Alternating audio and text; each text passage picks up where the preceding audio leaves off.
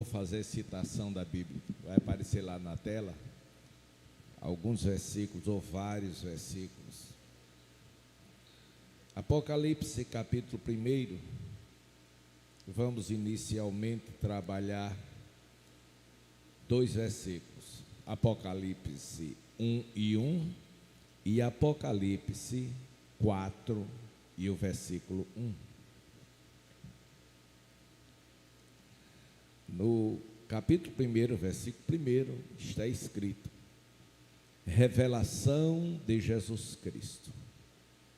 Primeiro entendimento e visão que temos nesta hora é que este livro é uma revelação do Senhor Jesus Cristo, que todo ele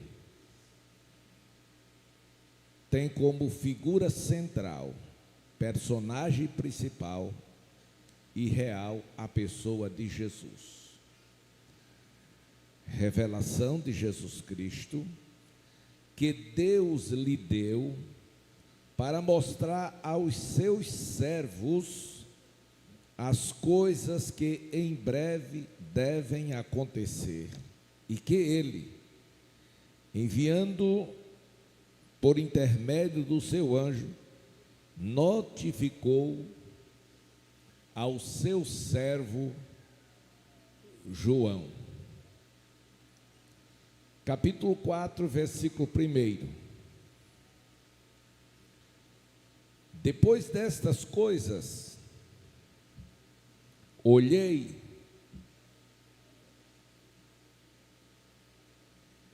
e vi não somente uma porta aberta no céu, como também a primeira voz que ouvi, como de trombeta, ao falar comigo, dizendo: sobe para aqui e te mostrarei o que deve acontecer depois destas coisas. Este livro, tão pouco lido, pelas dificuldades que os irmãos se encontram, mas ele foi escrito para proveito nosso, para advertência nossa, e também para confirmar, quando acontecessem estas coisas, elas já tivessem sido reveladas, ou seja, os acontecimentos dessas mensagens proféticas que ainda não aconteceram, quando acontecer, será lembrado: o Senhor falou, o Senhor disse. É um livro totalmente profético, e seguramente esta revelação João recebeu quando asilado na ilha de Pátimos. Não vamos trazer o fundo histórico, porque já trouxemos aqui em outras oportunidades. Quero tão somente lembrar que ele viveu nos períodos imperiais mais difíceis da história do primeiro século, e Nero tentou assassiná-lo, porém não conseguiu, porque sobre ele estava a poderosa mão de Deus. Lembro minhas palavras de Pilatos, quando olhou para Jesus e disse: tu não sabes que eu tenho poder de te soltar ou de te matar? Jesus olhou para ele e disse: nenhum poder tu terias se do meu Pai não fosse dado. Aleluia. As autoridades todas, sem exceção de nenhuma, elas foram constituídas por Deus. Todavia, ela não vai além daquilo que Deus permitir. Este é o segredo da vitória desta igreja, porque na verdade De fato e verdade, o mundo nos odeia, mas a nossa alegria é porque o Senhor nos ama. E é dele que vem a nossa vitória, é dele que vem o nosso livramento. Como dizia, Jesus é a pessoa central desta revelação e o tema central é a sua vinda em glória. Diga, vinda em glória. Isto. Versículo 4 diz: depois destas coisas, que coisas? Da revelação que João tem da igreja na sua totalidade. Ou seja, ele é levado às 7 igrejas da Ásia Menor e ali ele tem a revelação das características daquelas 7 igrejas, diferentes uma das outras. E todas aquelas igrejas, ela tem um anjo.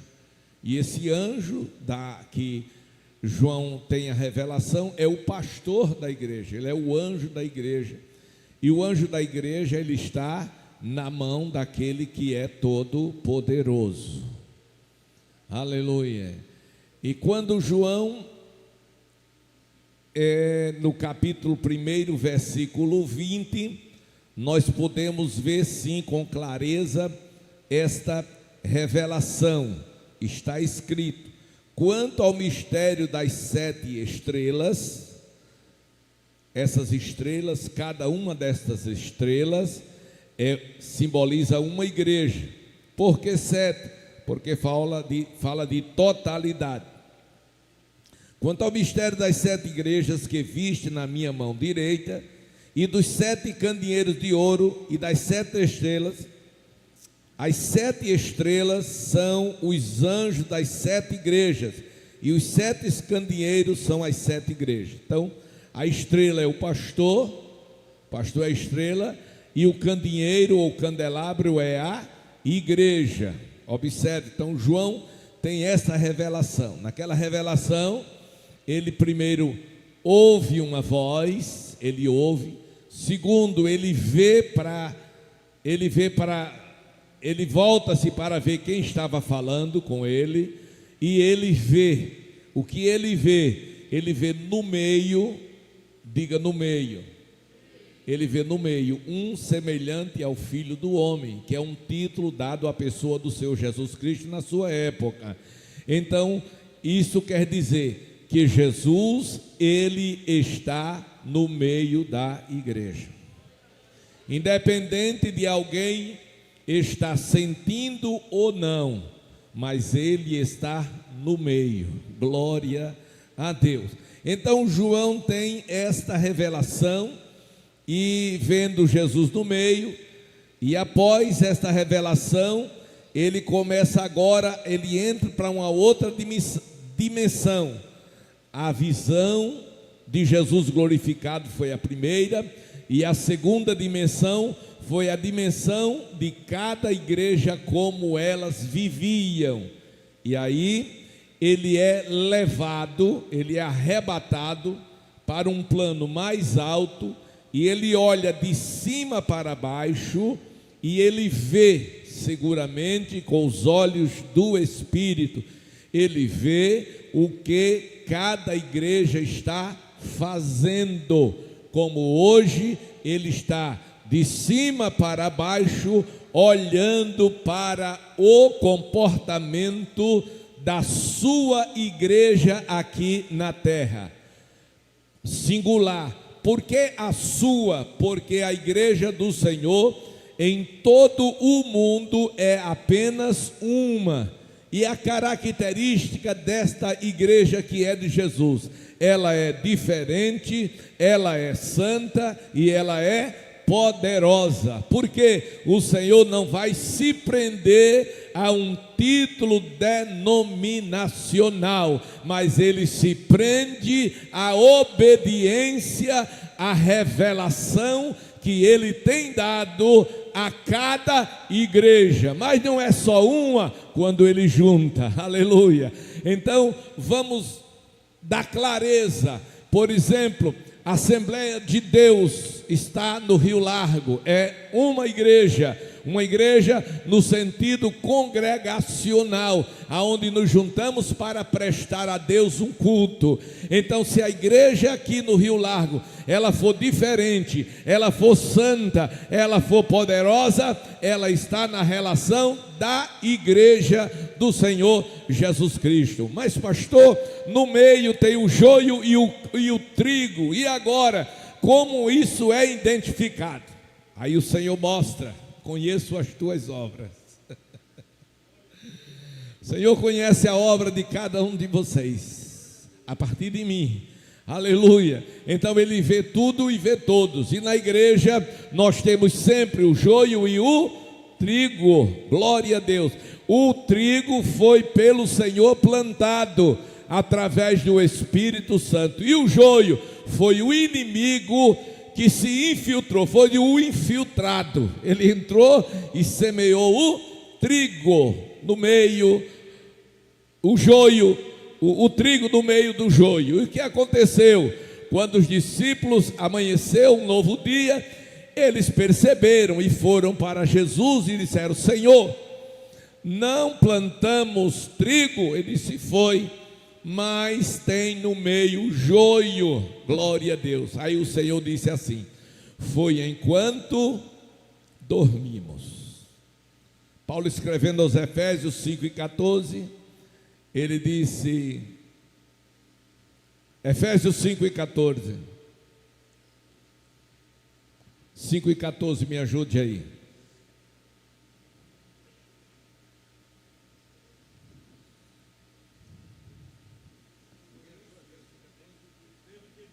Pelo que diz, obrigado. Pelo que diz, tá não lá, tá. Pelo que diz, desperta, tu que dormes, e Cristo te esclarecerá. Aí o Senhor se apropria desta revelação e diz: olha, foi enquanto dormimos. Ele não está falando do sono do cansaço físico, não. Ele está falando do sono espiritual. E o que significa dormir espiritualmente? Número um, dormir espiritualmente significa dar mais valor às coisas materiais do que às coisas espirituais. Referência bíblica: pessoas, é aonde estiver o teu tesouro, ali estará o teu coração. Se o nosso tesouro for de baixo, o nosso coração está embaixo. Se o nosso tesouro for de cima, o nosso tesouro está em cima. Moisés rejeitou todos os tesouros do Egito, toda a riqueza, toda a pompa, e preferiu escolher servir a Deus no deserto com o seu povo. Aleluia. Queridos, os discípulos, hoje na igreja a gente encontra irmãos assim, que sabem mais do que o pastor, que às vezes quer ensinar o pastor, e que diz: se eu fosse o pastor, eu fazia assim, assim, assim. E alguém me fala, eu entendo, porque isso não é de agora. Os discípulos chegaram para Jesus, primeiro anunciaram o erro. Disseram: olha, nós plantamos o quê? Trigo. E tem o quê? Joio. E o Senhor disse: foi enquanto dormimos. Mas aparece entre eles alguém e diz: Senhor, se tu quiser, nós vamos e arrancamos. Nós vamos e arrancaremos. Se tu quiser. Ou seja, se o Senhor não sabe resolver, a gente sabe. Deixa com a gente. Pode deixar isso com a gente. Aí Jesus riu e disse: não. Por que não? Para que não seja que quando você arrancar o joio, o trigo não venha junto. Por quê? Porque o joio, ele enraiza por baixo no trigo e dá um nó, ele segura por baixo da terra. Você não vê, puxa o joio e vem junto o trigo. E não são assim os problemas existenciais da vida? Glória a Deus, aquele irmão trabalhoso, aquela irmã criadora de casos, de problemas, de luta, de divisão. Alguém diz, é muito fácil, pastor, chama a irmã de disciplina, procura seu lugar. É, irmão, mas ela está enraizada. A raiz dela segurou a perna do marido, pegou no braço do filho, trouxe a sogra e faz, se puxar, aí cai todo mundo. E o pastor é o culpado. Glória a Deus. E vai ficar assim, Jesus disse, só até o dia da ceifa. Naquele dia da trombeta, aí sim, só vai subir quem for trigo e joio, vai ficar. E vai ficar para quê? Para ser queimado e jogado no fogo. Quem disse isso? Não ouvi. Quem foi que disse? Quem foi que disse? Jesus. Não é o pastor Arnóbio que está dizendo ou que está desejando. Estou apenas profetizando o que já está escrito. Então, o apóstolo João, nesta revelação, diz, depois dessas coisas, que coisas? O período da igreja. Depois do período da igreja, ele teve uma visão, ele olhou para o céu e teve uma visão. Que foi que ele viu? Igreja, que foi que ele viu? Pode olhar ali para a tela que você vai ver. Que foi que João viu? Misericórdia. Tá não, meu irmão? Apocalipse 4:1. Que foi que ele viu? Não estou ouvindo não, irmão. Acho que estou com um problema. Agora, vamos participar. Ele viu o quê? Uma porta aberta aonde? No céu. Primeiro ele olhou. Por que ele olhou? Porque ele teve interesse, porque ele queria saber. Glória a Deus. E quando ele olha, ele tem uma visão. E a visão foi de o quê? De uma porta aberta aonde? E ele viu mais o quê? Aí não viu, pastor. Ele ouviu. Primeiro ele viu e depois ele ouviu. O que foi que João ouviu? Uma voz poderosa. Ele ouviu uma voz como de trombeta falando com ele e dizendo: o que a voz disse para João, a igreja?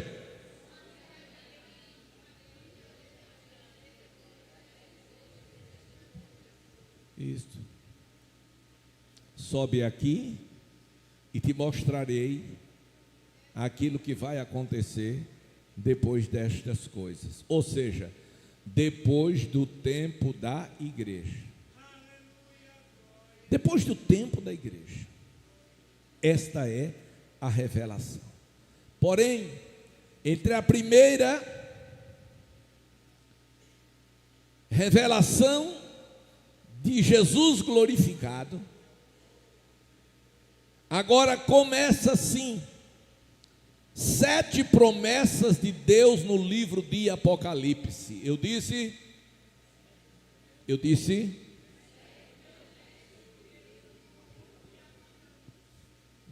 7 promessas de Deus no livro de Apocalipse. 7 promessas de Deus no livro de Apocalipse. Capítulo 1, versículo 7. O que é que está escrito? Me ajuda aí. Todo mundo, 1, 2, 3 já.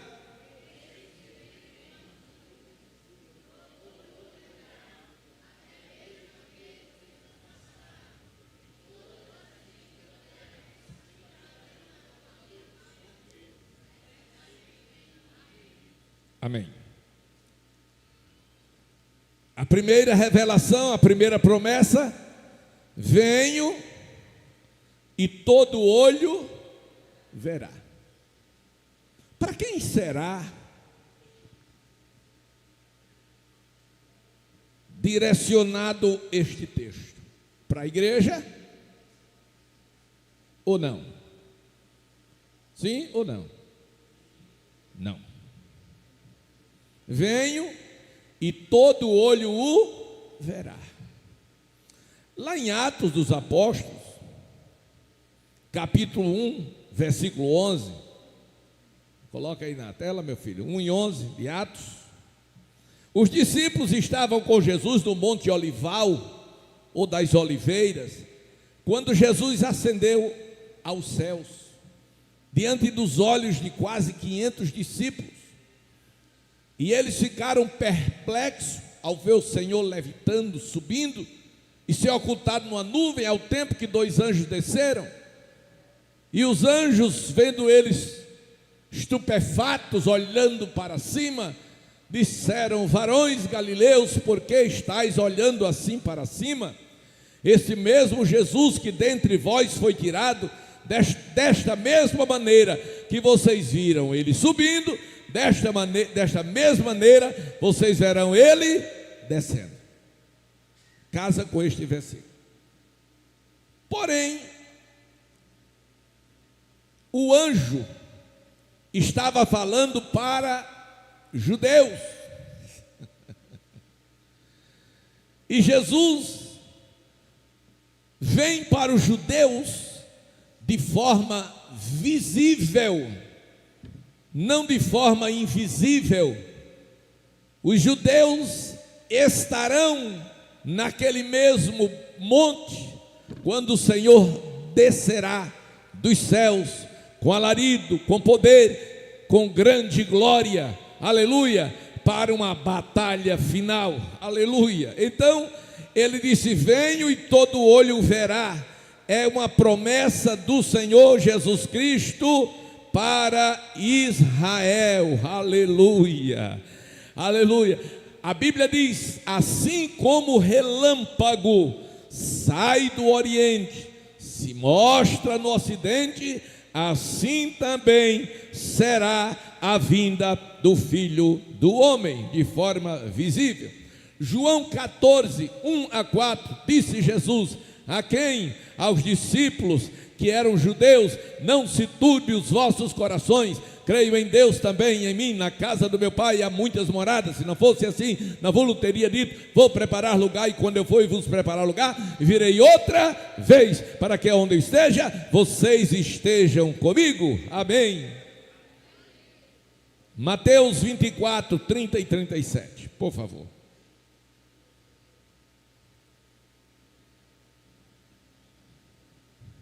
Capítulo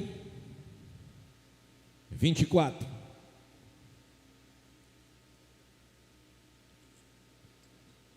versículo 30.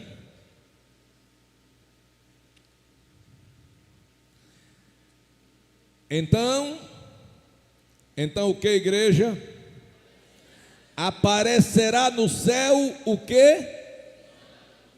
O sinal do Filho do Homem.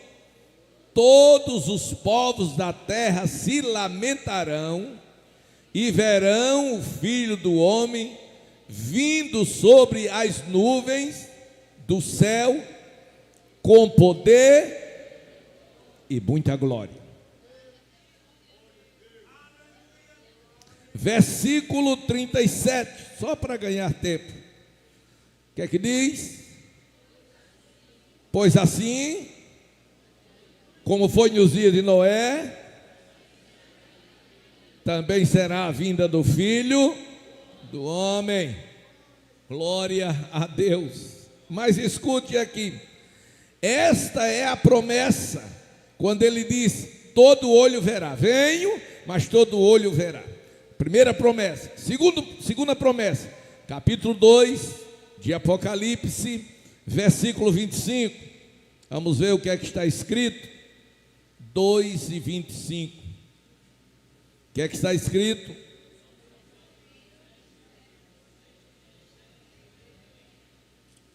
Então somente conservai o que tens. O que é que você tem? Conserve o que você tem até que ele venha. Tem alguém que tem alguma coisa aqui? Tem, já vi uma mão aqui, só uma. Mais ninguém? Temos ou não temos? Temos. O que temos? A salvação. A nossa salvação foi uma grande conquista de Jesus por nós lá no Calvário. Aleluia. A salvação foi a maior conquista e maior revelação do amor de Deus por cada um de nós. E Ele foi para lá no nosso lugar. Segundo lugar, o que é que você tem? Comunhão, koinonia. Então nós temos comunhão com Deus através da pessoa do Espírito Santo que em nós habita. Glória a Deus. E em salvação, 1 Coríntios 1:18, está escrito: a palavra da cruz é loucura para os que perecem, mas para nós que somos salvos é o poder de Deus. Eu podia parar e esperar que os irmãos achassem, que os irmãos lessem, mas o tempo está terminando, temos 10 minutos apenas. Não vai dar para sair desse ponto. Comunhão, 1 João 1:7, está escrito: se andarmos na luz, como na luz Deus está, temos comunhão com os outros, e o sangue de Jesus Cristo, seu Filho, nos purifica de todo o pecado. A única coisa que impede o crente entrar no céu se chama pecado. Mas você se livrando do pecado, você entra no céu. E ninguém se livra do pecado através das boas obras. Ninguém se livra do pecado através de sacrifício. A única coisa que livra o homem do pecado é o sangue de Jesus Cristo, seu Filho. Oh, glória! E poder de Deus. Talvez alguns nem saibam o poder que tem. Tem muitos crentes que é como um elefante, não sabe a força que tem e foge até de uma formiga. Pensa o elefante assim, cachorrinho, au, au, au, au, ele sai com medo, porque ele não sabe a força que ele tem. Então o crente também precisa saber a força que ele tem. Lá em Lucas 10:19, foi palavra de Jesus. Ele disse: eis que eu vos dou poder de pisar serpentes, escorpiões e toda sorte do maligno, e nada, absolutamente nada, vos fará dano algum. Por que temer, se você tem toda essa força? Aleluia. Versículo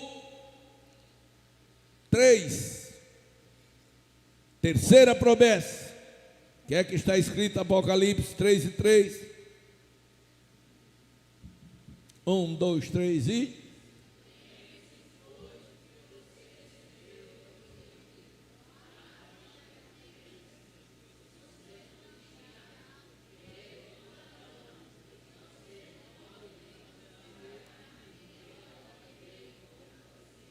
Como é mesmo que está escrito?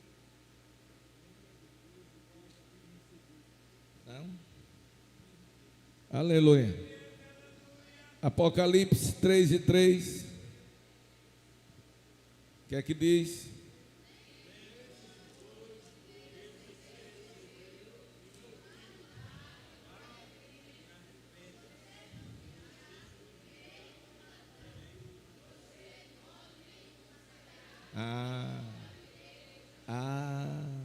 É mesmo assim.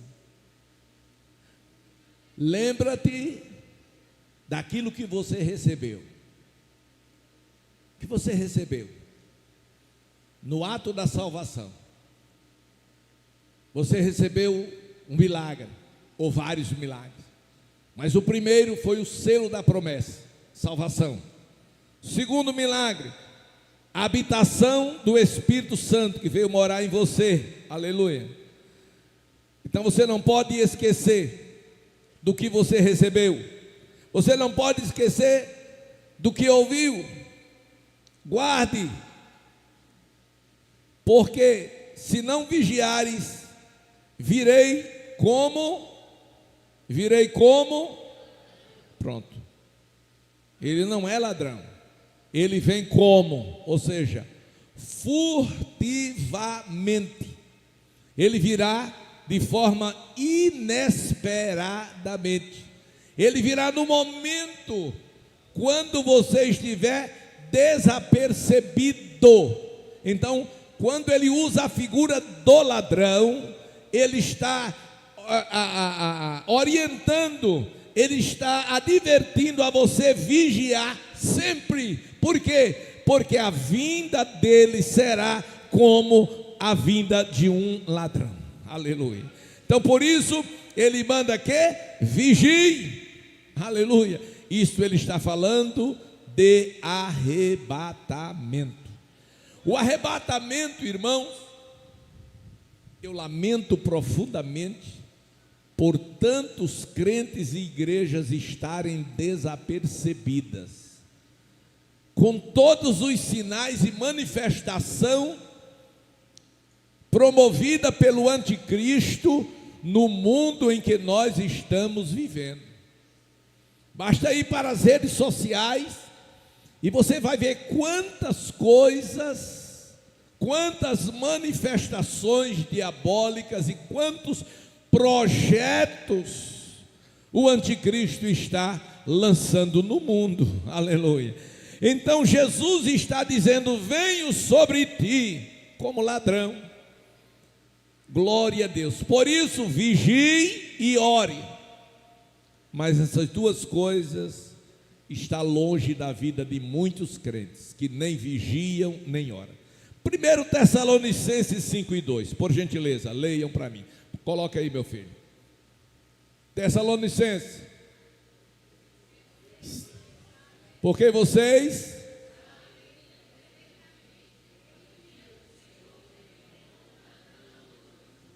vem como ladrão à noite. Presta atenção. Esta acraseado, noite, não está falando de tempo cronológico. Dia de 24 horas, 12 dias e 12 noites. Não é esse tempo que está falando. Noite fala de momentos de dificuldades, fala de lutas, fala de provas, fala de circunstâncias que o mundo vai estar vivendo. E já começou. Ninguém se escandalize, mas já estamos vivendo o princípio das dores e muitas pessoas ainda não se aperceberam. Glória a Deus.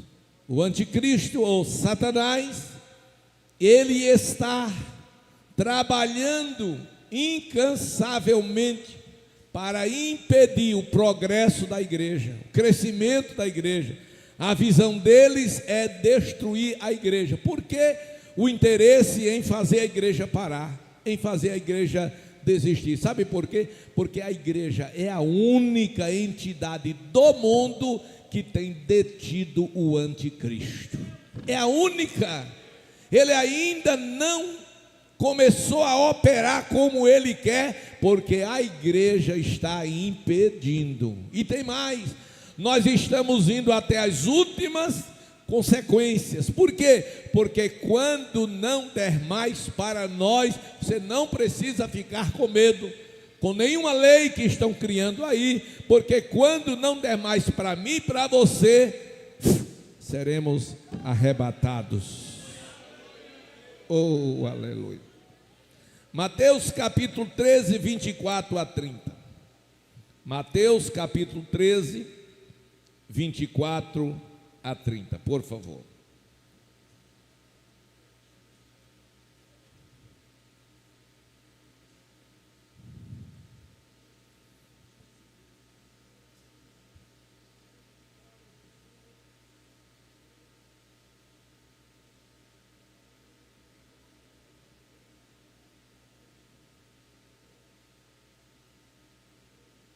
Mateus 13, 24 ao 30. Está escrito, assim mesmo. 13, 24.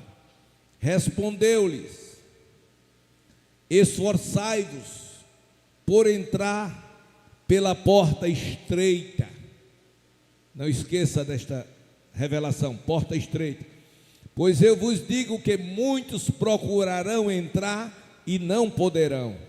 Quando o dono da casa se tiver levantado e fechar a porta, e vós do lado de fora começardes a bater, dizendo: Senhor, Senhor, abre-nos a porta, ele responderá: não sei de onde sois. Então dirás: comíamos, bebíamos na tua presença e ensinávamos em nossas ruas. Mas ele vos dirá: não sei de onde sois vós, apartai-vos de mim, vós todos os que praticais a iniquidade. Ali haverá choro e ranger de dentes, quando vides no reino de Deus Abraão, Isaque, Jacó e todos os profetas, mas vós serão lançados fora. Muitos virão do oriente, do ocidente, do norte e do sul, tomando lugares à mesa no reino de Deus. Contudo, os últimos serão os primeiros, e os primeiros serão os derradeiros. Isso é uma profecia. Os últimos, os primeiros, quem foi os primeiros? Os judeus. E os judeus negaram, desistiram, não quiseram. E quem são os últimos? É a igreja. A igreja foi por último, mas a igreja chegará primeiro. Levante a sua mão e glorifique a Deus. Aleluia, no limiar do tempo. 1 Tessalonicenses 4, 13 a 17. Bem rapidinho ali na tela, meu filho, para que todo mundo leia agora em nome do Senhor Jesus. E eu convido todos a se colocar de pé para ler esse texto. Aleluia. Todos de pé. Olha para o texto agora. 1 Tessalonicenses, capítulo 4. Nós estamos falando a promessa do arrebatamento. Essa promessa é para mim, é para você neste momento. Disse Paulo à igreja em Tessalônica: não quero, porém, irmãos, que sejais ignorantes com respeito aos que morreram, para não vos entristecerem com os demais que não têm esperança, os pecadores. Pois se cremos que Jesus morreu e ressuscitou, assim também Deus, mediante Jesus Cristo, trará em sua companhia os que dormem. Ora, ainda vos declaramos por palavras do Senhor isto: nós os vivos não ficaremos até a vinda do Senhor, de modo algum precederemos os que dormem, porque o Senhor mesmo, dado a sua palavra de ordem, ouvirá a voz do arcanjo, ressoada a trombeta de Deus, descerá dos céus, e os mortos em Cristo ressuscitarão primeiro. Depois os vivos, os que estão aqui nesta noite, os que ficarmos, seremos arrebatados juntamente com Ele nos ares, a encontrar o Senhor Jesus Cristo, e estaremos para sempre com Ele.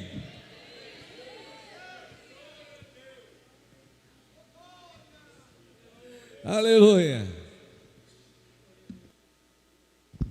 Aleluia. Vamos, queridos, agradecer a Deus, mas eu quero fazer uma pergunta.